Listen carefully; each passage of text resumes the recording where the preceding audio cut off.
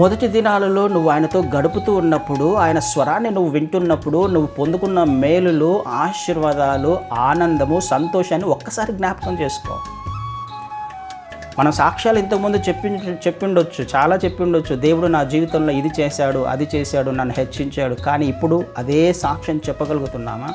అదే విధమైన ఆత్మీయత, అదే విధమైన ప్రేమ కలిగి ఉన్నామా? దానిని జ్ఞాపకం చేసుకో అంటున్నాడు. మొదటి దినాలను జ్ఞాపకం చేసుకో. ఎక్కడ పడిపోయావో నీకు అర్థమవుతుంది కదండి. నువ్వు నడుస్తున్నప్పుడు ఆత్మీయతలో దేవుడు ఎంత చక్కగా నీ చేయి పట్టుకొని నడిపించాడు. అననుకూల పరిస్థితులలో ఎంత చక్కగా నిన్ను బయటికి తీసుకొని వచ్చాడు. సమస్యల్లో కూరుకుపోయినప్పుడు ఆయన ఏ విధంగా నిన్ను రక్షించుకున్నాడు. అనారోగ్యంతో బాధపడుతున్నప్పుడు ఏ విధంగా నీకు స్వస్థతనిచ్చాడు. జ్ఞాపకం చేసుకో మొదటి దినాలు. ఆయన నీతో నడిచిన మొదటి దినాలను ఒక్కసారి జ్ఞాపకం చేసుకో. అప్పుడు నీకు అర్థమవుతుంది ఎక్కడ పడిపోయావో. అప్పుడు నీకు అర్థమవుతుంది దాని స్థానంలో ఏదొచ్చి చేరిందో. తిరిగి నువ్వు సమకూర్చబడాలంటే నువ్వు మొదటి క్రియలను చేయాలి. ఇంతకుముందు ఎలా జీవించావో తిరిగి ఆ క్రియలను చేయడానికి ప్రయత్నం చేయి. నువ్వు పడిపోయిన స్థితి ఏంటో నీకు అర్థమవుతుంది. దానిని పక్కకు తీసేసేయి.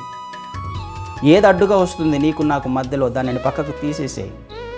మళ్ళీ మొదటి క్రియలను చేస్తే నేను నిన్నుతో నడవడానికి ఇష్టపడుతున్నాడు. మొదటి దినాలలో నీ పట్ల నేను చూపించిన ప్రేమనే, నీ జీవితంలో నేను చేసిన మేలులే నేను చేయడానికి ఇష్టపడుతున్నాను, ఆశీర్వదించడానికి ఇష్టపడుతున్నాను. అయితే నువ్వు వీటిని మళ్ళీ చేయడానికి ప్రయత్నం చేయి. మొదటి క్రియలు చేయడానికి ప్రయత్నం చేయి. మొదటి దినాలలో నువ్వు నాతో గడిపిన సమయాన్ని గడపడానికి ప్రయత్నం చేయి. ప్రార్థనలు గడపడానికి సమయం నువ్వు ప్రయత్నం చేయి. మొదటి క్రియలను చేయడానికి ప్రయత్నం చేయమని దేవుడు ఖచ్చితంగా మాట్లాడుతున్నాడు కదండి.